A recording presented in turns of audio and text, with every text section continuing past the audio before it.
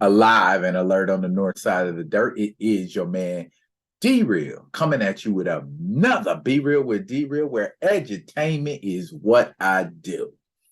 Hello and welcome to another Be Real with D-Real. And I just want to say from the rip, CBR, stop the cap. What am I talking about? Came across this article from 27th of November. I ain't gonna spoil it for you. Well, you probably already saw it in the title, so it's already spoiled, but let's talk about it. But before we do, I need y'all to do what you always do for me. Comment, like, subscribe, and share the Be Real with D-Real page so that when new material comes out, you get it. If you're digging what a brother's shoveling, put some dirt in my bucket. Comment, like, subscribe, and share the Be Real with D-Real page. What am I talking about?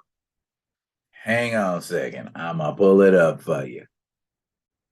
See, that stuff I'll be talking about. Wakanda Forever's big fight outdoes the MCU's most brutal battle. Okay, and in the backdrop of Shuri and No More, however the hell you pronouncing it these days,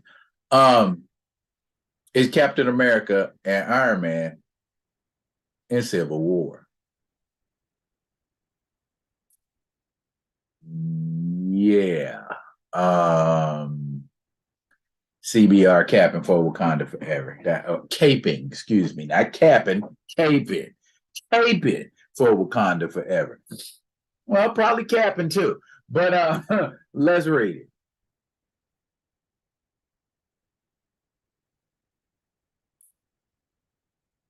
Black Panther Wakanda Forever finished with a final fight no one could have expected. Shuri took on the role of Black Panther after using an artificial version of the heart-shaped herb. When the film's big climax rolled around, she found a reason to want Namor dead, and she held nothing back. What resulted was a fight that dwarfed even what Captain America Civil War produced when Iron Man and Captain America fought tooth and nail.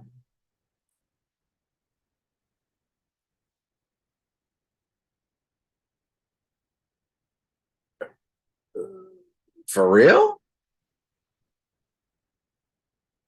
Let's read on. Battle between the Wakandans and Talokans interrupted the fight between Black Panther and Namor. It ended up necessary. When a battle is as vicious as this one, the audience needs a break to access what they are seeing. The character journey Shuri experienced from a happy, enthusiastic scientist to a princess seeking bloody vengeance made this final fight something fans never saw coming.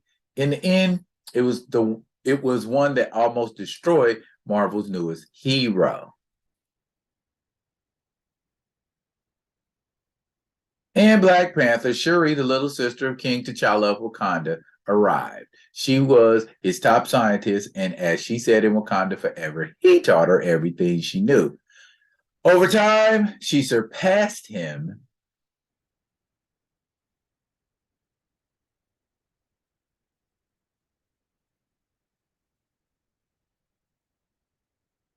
She surpassed him?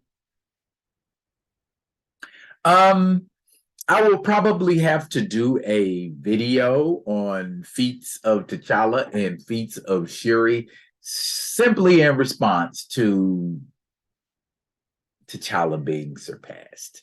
Not saying it ain't possible. I just don't think it is, and I will research the subject and get back to y'all. The elimination, emasculation, and punkification of T'Challa is in full swing. CBR is leading the charge. Over time, she surpassed him. Heavy sigh. And she set out to save him when he fell ill with a mysterious disease. As this movie showed, she failed and her beloved brother and king died. This sent her into depression where she felt that when her brother died, she died with him. After this, she met a kindred spirit in Namor. He also suffered through losses in his life, his mother dying and the world proving it was a dark and evil place. The two had something in common. Both wanted the world to burn after taking away their loved ones. However, Shuri and Namor fell out when Queen Ramonda sent in the kid to bring her daughter back home, and the Wakandan warrior killed a Talokan woman. This sent Namor into a rage when he realized Wakanda attacked him in his land and he came for revenge. He killed Ramonda, and this sent Shuri to a dark place. With her brother dead and Namor killing her mother, she wanted nothing more than to kill the king of Talokan. When Shuri took the heart-shaped herb to become the Black Panther, she didn't see her ancestors. She saw Killmonger, and Shuri set out to retrace his footsteps rather than that of her brother T'Challa. She wanted to destroy everything that hurt her. Shuri and Namor's final battle was more intense than Iron Man versus Captain America. The final battle ended up being as brutal as anyone could have expected. Shuri took on the Black Panther role and risked Wakanda to get her revenge. There were several casualties on the Wakandan side, and it was all because Shuri didn't care about anything but killing Namor. Meanwhile, Namor had a more honorable goal. In a surprise for a villain in an MCU movie, he only wanted to protect his people. What other MCU villain other than Loki had a reason to fight for their people, quote unquote? Probably Ronan. He surely wasn't fighting for his people.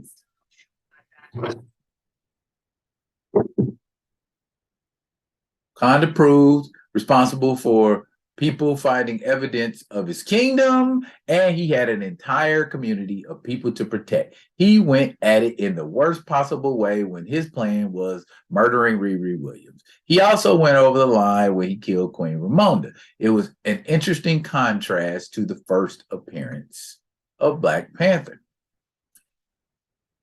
We know the plot to Captain America Civil War, and we know what happened. It was Zemo tricking Tony Stark and Captain America eventually into the same place at the same time, and then dropping the knowledge that the Winter Soldier killed Iron Man's parents. Brutal fight ensues.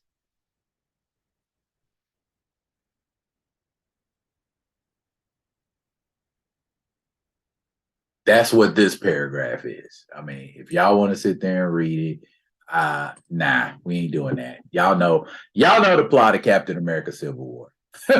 However, Shuri went a lot further than Iron Man in his battle with Cap and Winter Soldier. It shockingly looked like Namor would get the win when he threw his spear right through Shuri's abdomen. She survived thanks to the heart-shaped herb.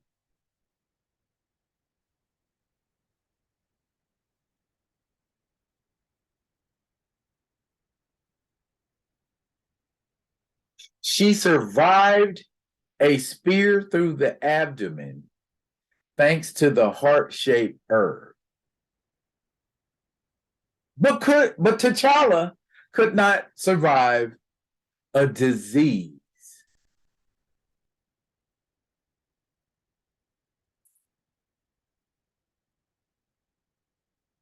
Poor and lazy writing. After this, Shuri jumped Namor from behind and ripped off one of the wings from his feet. She had already weakened him with solar energy, taking away much of his strength, and was relentless in her attack. She detonated an explosion and almost killed Namor. Shuri went in for the kill, but in the end,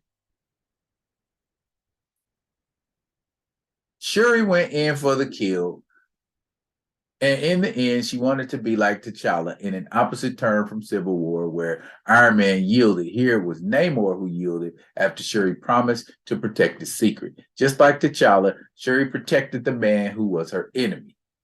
While the fight was more intense than even the one in Civil War, it allowed Shuri's decision to mean even more in the end.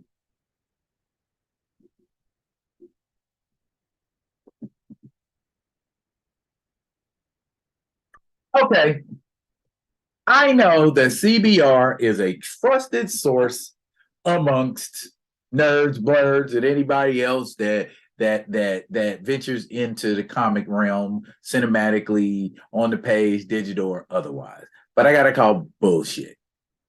Okay. Y'all heard everything they said. That fight was more brutal because Namor lost a wing and Shuri got stabbed through the abdomen. That fight was more brutal. Okay, Winter Soldier lost an arm, a bionic arm, but it was an arm nonetheless. Robotic arm or wing? Which one can you do without more? You can still swim without a wing. You can still walk without a wing. You can still do a lot of things without a wing. So arguably, I would not say that was more brutal. Shuri, if the heart-shaped herb helped her heal from that wound, then how brutal was that? If she was stabbed in the abdomen 1 second and right back up fighting the next. When Bucky got hit hard by Iron Man, him went down. And him stayed down. And eventually, that fight became a fight between Captain America and Iron Man alone. So, who did Shuri put down and was ready to kill? She's ready to kill Namor, but she didn't kill him. Iron Man was ready to kill Bucky and didn't get a chance to because Captain America was there.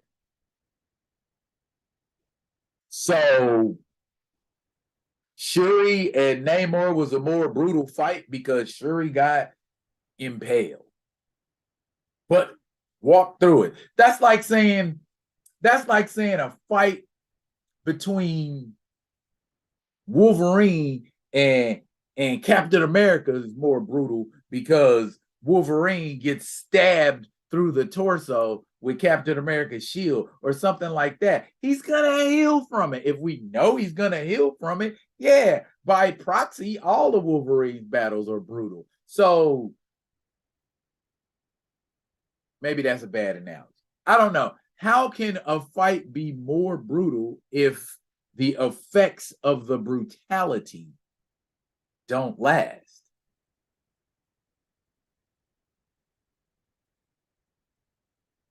If I cut your hand off and it grows back, was that truly brutal? Is that more brutal than getting a hand cut off and it not growing back? So I guess essentially what I'm getting at is one battle, though brutal, both parties left that mug on their own steam. I'm pretty sure Iron Man needed to make a phone call and have somebody come get him.